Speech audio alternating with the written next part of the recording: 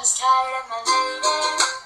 We've been together too long, like a worn-out recording of a favorite song.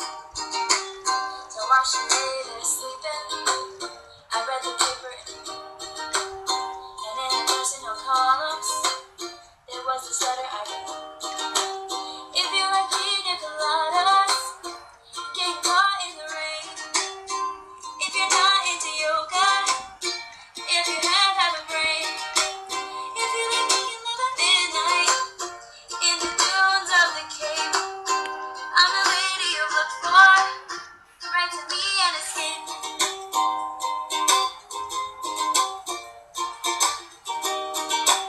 I didn't think about my lady. I know that sounds kind of deep, but me and my old lady had fallen into the same old dull routine. So I wrote to the paper, took out a personal ad, and though the nobody's poet, I thought it wasn't half bad. Yes, I like pina colada.